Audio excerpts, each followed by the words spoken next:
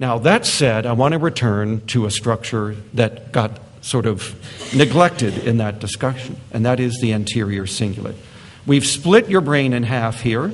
This is the brain that we've now cut right down the middle, and we're looking deep into the frontal lobe, and we see a structure there. It's right in here, and that's the anterior cingulate.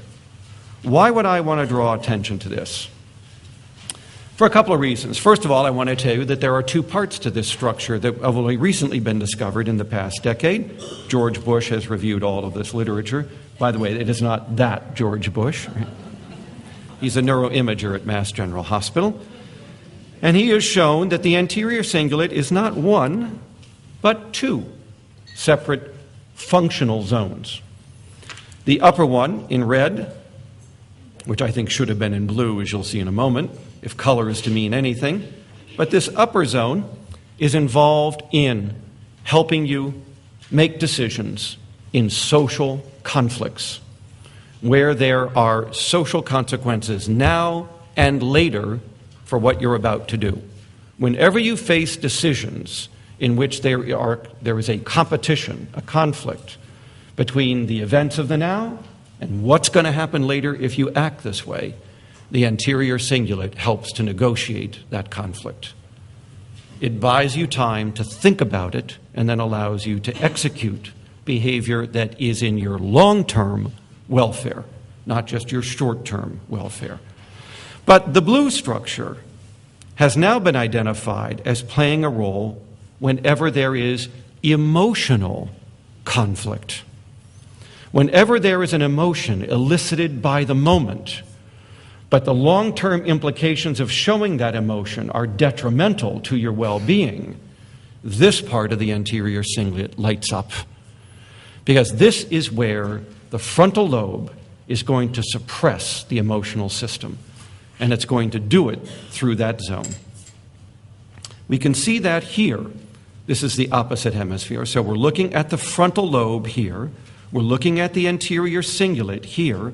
We're looking at the very rostral front part of that anterior cingulate here, and we know that this region of the brain projects back into a very old primitive system known as the amygdala and the limbic system at large. The limbic system is the emotional brain.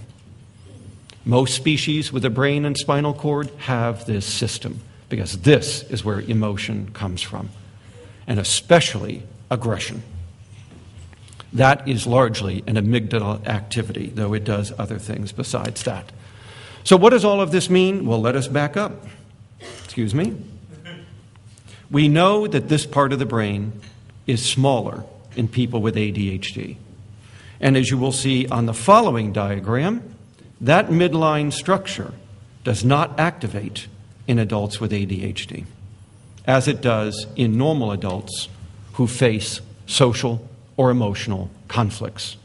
The anterior cingulate appears to do nothing. What is that going to do? It is going to leave you prone to not regulating your limbic system. You are going to be very emotionally impulsive. You will be characterized as having low frustration tolerance, impatience, quickness to anger, unable to tolerate waiting, showing your emotions more easily than others, and more raw, unmoderated emotion, hence the term impulsive emotion, and more generally, more easily excitable. Now, if all of that sounds like a mood disorder, it isn't. Mood disorders are where the limbic system is overexpressing abnormal levels of emotion, and individuals have trouble regulating it. That would be bipolar disorder, for instance, which is largely a limbic system disorder. In contrast, ADHD is not a mood disorder. It's a failure to regulate mood disorder. It's a self-regulation of emotion disorder. The emotions the individual is having are quite normal, but most people would have suppressed them, would have inhibited, moderated, self-calmed, self-soothed, and then brought those emotions in line with their longer-term welfare in that situation. That is what the person with ADHD cannot do as well. Inhibit, self-calm, self-soothe, contemplate, and moderate that emotion. So if you're an adult with ADHD, you may find yourself sitting in a business meeting where you have just been insulted. You are much more likely to leap across the table and throttle your supervisor. And you will be fired. Everybody else felt as you felt, thought what you thought, and summarily suppressed it. In their mind, they throttle the supervisor. But it is not released to be expressed through the spinal cord into real behavior and action. And now you understand the difference. The mood is the same. The expression of the mood is not. There is no stopping to self-regulate the emotional state. So we now know that emotional impulsiveness and dysregulation are just as much a part of adult ADHD as are inattention, poor working memory, poor time management, and impulsive decision-making. And now you know why. It is the inability of this anterior cingulate to govern that limbic system so that emotions, once provoked, get expressed without the top-down management that other people would be doing using the frontal lobe to reach in, take hold, and fine-tune the limbic system so that it is more appropriate for social goals. We know that these parts of the brain are 2 to 3 years delayed in their development. If you're here yesterday, you saw this diagram. This is Philip Shaw's fascinating study. This was a multi-site study done between Montreal and Washington, D.C. And we have nearly 225 ADHD and an equal number of control children being followed for 10 years and rescanned 4 times. And now what we can do in this study is to compute the degree of the structural lag. The darker the color, the greater the developmental delay. Now, this is brain size, not function, but it does prove the point that the principal delay created by ADHD is in that frontal lobe. And you can see that here from the top-down view of ADHD. These are your frontal structures, and the side view. Now, interesting, there's a back part of the brain here between the occipital, parietal, and temporal lobe. This is an association area that is also delayed.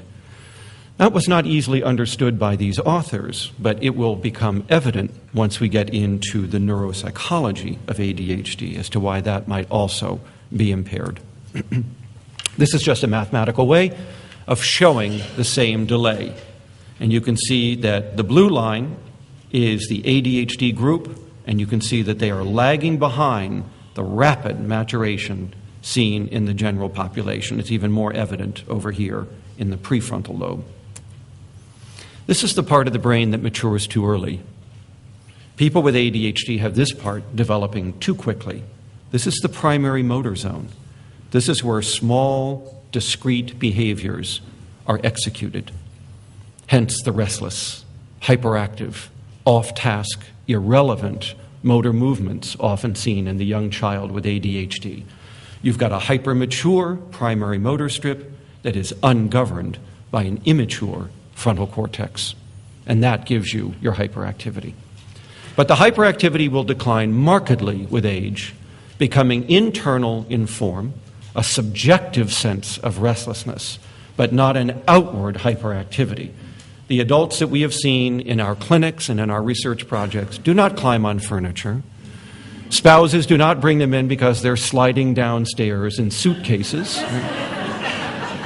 We don't see them building ramps in the snow over roadways so that they can jump their sleds across the road. One of my patients tried to do that. Right? But the adult with ADHD commonly reports an inner restlessness, both of thought and activity, where they describe themselves as needing to be busy, to be engaged in multiple activities. The term multitasking has been used for this inappropriately. Multitasking refers to people who can successfully do multiple things at a time. You may have multiple things going on, but they're not getting done.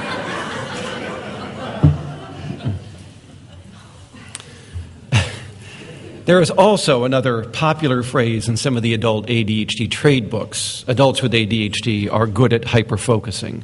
This, too, is mythology. Hyperfocusing is actually perseveration. You are unable to interrupt what you're doing when you should have shifted to doing something else. It is like the child who continues to play the video game long after they should have been getting dressed for school and out to the bus.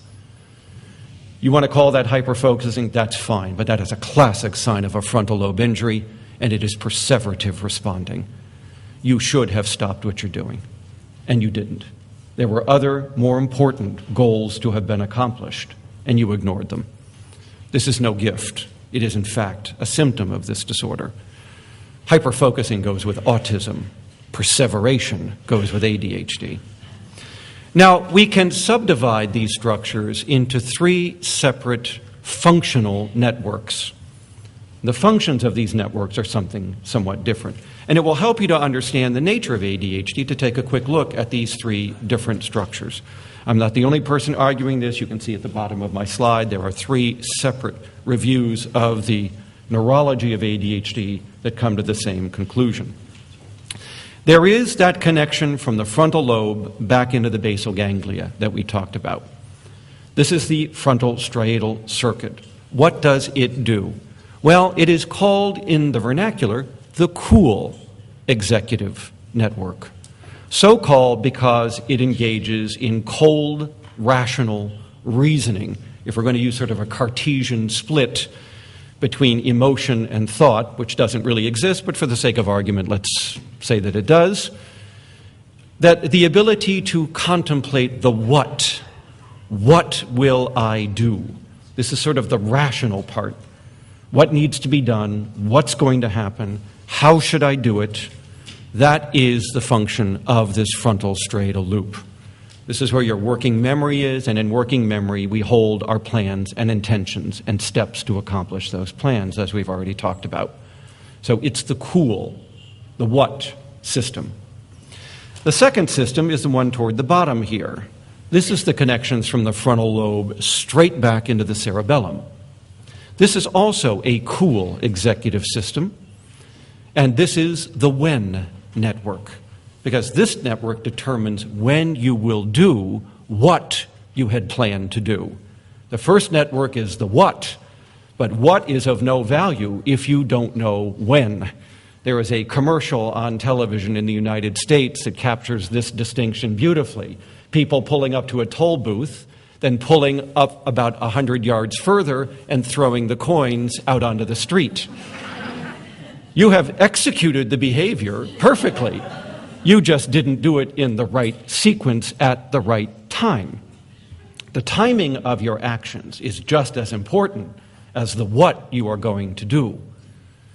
There's also part of this advertising campaign in which an individual is sitting at dinner with his girlfriend, and he's not saying anything, and finally she just goes, well, she throws her napkin down and stands up, and after she leaves, he says, will you marry me? I'd say you got that one ill-timed as well. So timing is crucial, and that is what the frontocerebellar system is doing. It is determining when you will do what you had hoped to do. The third network is the one I just described, from the frontal cortex through the anterior cingulate into the limbic system. This is the emotion network, and it is called the hot executive system for that reason, because this is where you moderate your emotions to be consistent with your goals, what you hope to accomplish. And as we've already said, we can expect people with ADHD to have major problems in that area.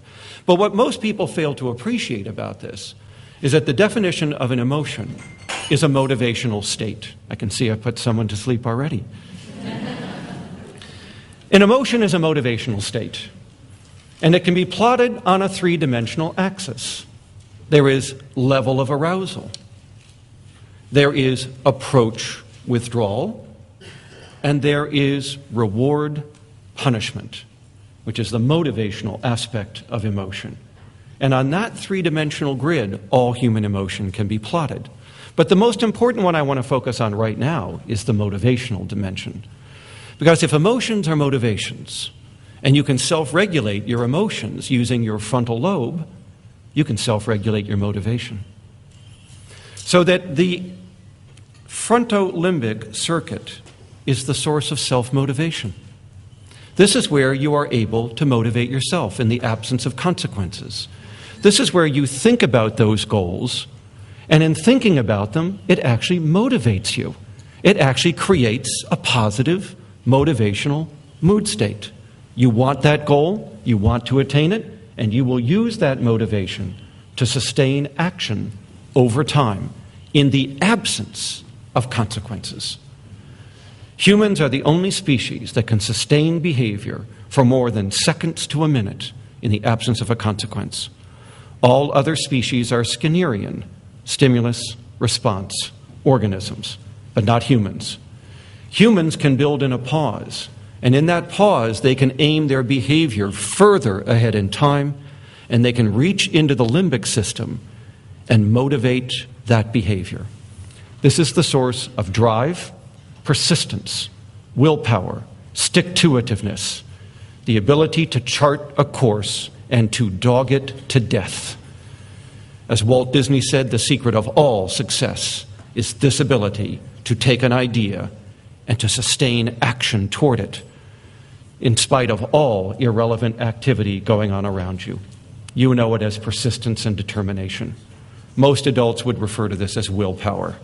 And it is what many adults with ADHD who we have interviewed have said that they lack. The ability to engage in a self-disciplined, persistent course toward their goals. They have goals, they have ideas, they have wishes, they have dreams. There are things they hope to accomplish in life, and most of them will never be attained. Not because the ideas were not good ones, not because the what and the when were impaired, but because they can't fuel the fuel tank. This is like a great cruise missile with a brilliant computer system and a map of the enemy's terrain, and the fuel tank is empty. The missile sits on the launching pad. Brilliant as its plans may be, it cannot get off the pad. You need self-motivation for all future directed behavior. And so now we know where the self-motivation deficits are coming from. The corollary of this deficit is that people with ADHD will always be dependent on the immediate consequences that surround them for how long they can sustain an action, for how long they can persist. They will be externally dependent on the fuel for their behavior. Others are internally dependent. They generate their own motivational states. So now you know why it is so hard to sustain action toward a goal, because part of the deficit is motivational. ADHD is MDD, motivation deficit disorder, in part. Do you see now how understanding the neuroanatomy of ADHD helps us to understand the nature of ADHD, the complexity of ADHD, the seriousness of ADHD, as I will show in my next presentation, and why ADHD is the most impairing outpatient disorder seen in psychiatric clinics. It is not impairing because of some distractibility or inattention. It is so impairing because it is a self-regulation disorder that affects the entire executive system. And this is nowhere more evident than in the adult as opposed to the child. Because it takes 30 years for these functions to fully mature, and when they finally reach maturity, all of these areas will be areas of symptoms for the adult. 3-year-olds are just hyperactive. 3-year-olds don't need working memory, a sense of time, self-motivation, organization, the when, the where, the what, the how, and the hot executive functions. The adult with ADHD will have 5 deficits, the young child but 1.